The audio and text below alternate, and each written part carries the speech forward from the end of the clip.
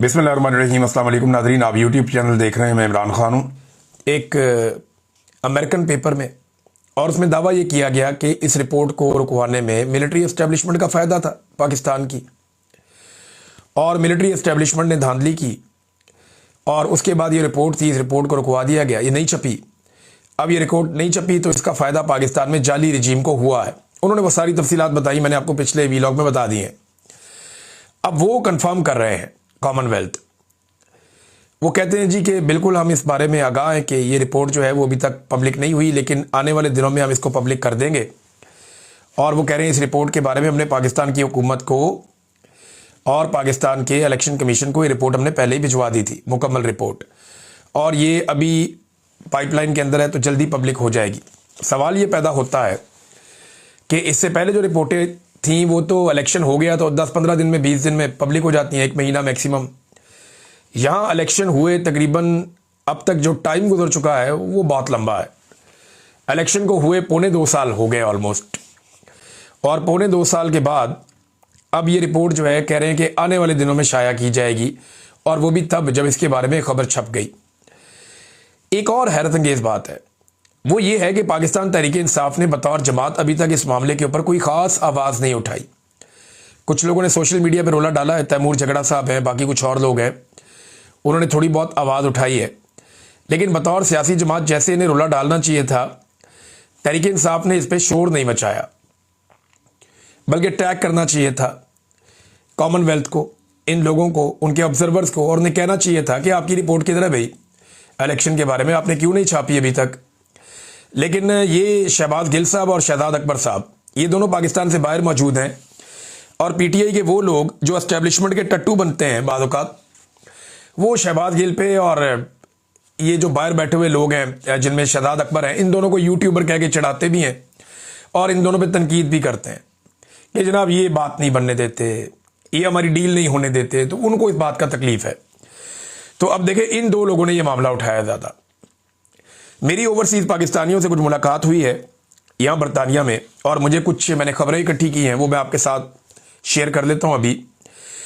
एक तो आसिम मुनीर साहब का प्लान बन रहा है बरतानिया आने का, यानी यहाँ पे एक जलसा टाइप एक करने का, एक ऐसा प्रोग्राम करने का जिसमें वो पब्लिक से इंटरेक्शन करेंगे ओवरसीज़ पाकिस्तानियों से। ये आसिम मुनीर साहब की एक मजबूरी है। देखें, 2 चीज़ें हैं जिससे वो बहुत दिक्कत होती है मिलिट्री एस्टेब्लिशमेंट को। एक, सोशल मीडिया से उसे कंट्रोल करने के लिए उन्होंने बहुत कोशिश की है, और पाकिस्तान तहरीक इंसाफ के सोशल मीडिया को बिलाखिर उन्होंने आपस में कुछ हद तक लड़ाया। बल्कि अब तहरीक इंसाफ का सोशल मीडिया बजाय इसके कि एस्टेब्लिशमेंट से लड़े, वो नॉर्मली आपस में लड़ते रहते हैं, और पीटीआई की चढ़ाई सोशल मीडिया पे करवा देगी, जैसे गंडापुर धमकियां लगाते हैं, बाकी लोग लगाते हैं, वो चलता रहता है। दूसरी जो प्रॉब्लम बड़ी है वो ओवरसीज़ पाकिस्तानियों से। तो आसिम मुनीर साहब की ख्वाहिश है, अमेरिका में भी उनकी मुलाकातें करवाई गई, ब्रसल्स के अंदर एक हॉस्टाइल इन्वायरमेंट में जो बातचीत हुई, जो चीज़ें हुई। अब उसमें साबिर शाकिर साहब ने एक चीज़ बताई अपने एक दोस्त से पूछकर कि आसिम मुनीर साहब ने तो यहाँ तक कहा कि you should slap on their faces, यानी बाहर जो लोग बात कर रहे हैं सोशल मीडिया पे, तो ऑडियंस को कहा कि आपको उनके चेहरों पे थप्पड़ मारने चाहिए। ये बड़ा अनफॉर्चुनेट है कि अगर ऐसी लैंग्वेज वो इस्तेमाल कर रहे हैं आर्मी चीफ होकर, ये नामुनासिब है। लेकिन साबिर शाकिर साहब ये क्लेम कर रहे थे कि बिल्कुल ऐसी ही बात की थी। अब बरतानिया में आसिम मुनीर साहब का प्रोग्राम होगा कैसे, अभी तक कंफर्मेशन नहीं है, लेकिन तैयारियां जो है वो कुछ लीक हुई हैं। नंबर 1, कोशिश की जा रही है कि एम्बेसी के सारे बंदे वहाँ पे बुलाए जाएंगे, पीएमएलएन के जितने वर्कर हैं यहाँ बरतानिया में उन सबको इकट्ठा किया जाएगा, और मैक्सिमम लोगों को, ख़ासतौर पर जो गरीब लोग हैं उन्हें इकट्ठा किया जाएगा। एक एक बंदे की स्क्रूटनी की जाएगी और उसको ज़िम्मेदार बनाया जाएगा कि वहाँ पे कोई ऐसी बात ना हो जिससे आर्मी चीफ की दिलादारी हो या वो परेशान हो।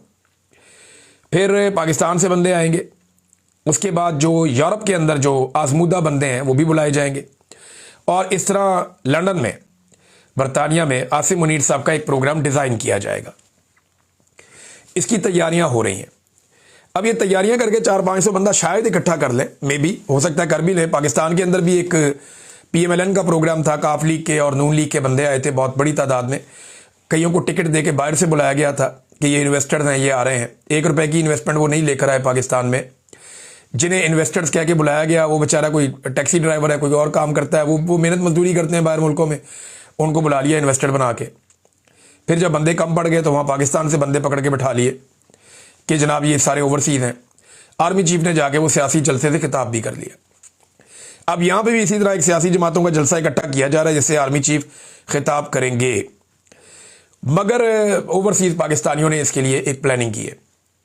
अब मैं आपको डिस्क्लोज नहीं करूंगा, लेकिन ओवरसीज़ पाकिस्तानी बड़े पैमाने पे वहाँ बाहर एहतजाज करने आएंगे और वो इस तरीके से एहतजाज कर रहे हैं और कुछ हिकमत अमली उन्होंने ऐसी बनाई है कि जो पाकिस्तान में उनकी फैमिलीज़ को परेशान किया जाता है वो ये रजीम नहीं कर पाएगा, इनके लिए वो करना मुमकिन नहीं होगा।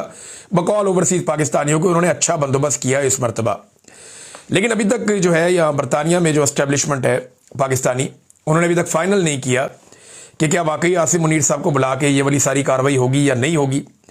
अगर तो ये सारा हो जाता है, लेकिन बतौर आर्मी चीफ उनका काम क्या है कि वो यहाँ पे आए और आके एक पब्लिक गैदरिंग से खिताब करें? कोई काम ही नहीं है।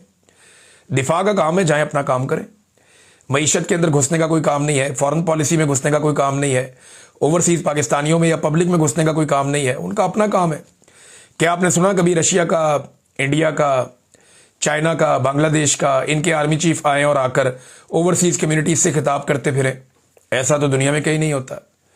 लेकिन पाकिस्तान वो वाहिद मुल्क है जिसके आर्मी चीफ को सारा कुछ अलाउ होता है और वज़ीर आज़म साथ लेकर आता है कि आओ जनाब करो, मैं आपका अर्दली। अब सूरत हाल ये है कि पाकिस्तानियों को ये कहा जा रहा है एस्टेब्लिशमेंट की जानिब से, ये पहले भी कहा गया कई दफ़ा, आज मुझे लोगों ने बाकायदा कंफर्म किया, ये भी बताया किस किसने कहा। वो कहते हैं जी हमें कहा जा रहा है कि आप नवाज शरीफ को गालियां दे लें, शहबाज शरीफ को दे लें, मरीम को दे लें, जरदारी को दे लें, मौलाना को दे लें, आप सियासतदानों को जितनी मर्जी गाली दें, बस आप आसिम मुनीर साहब को कुछ ना कहें।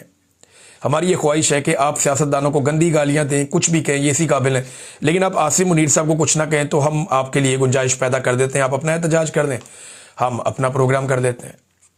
लेकिन जो ओवरसीज़ हैं उन्होंने कहा जी कि हमने कंपेन चलानी, एक नो एक्सटेंशन यानी एक्सटेंशन के खिलाफ एक तहरीक चलाने का वो इरादा रखते हैं ओवरसीज़ पाकिस्तानी आने वाले दिनों में।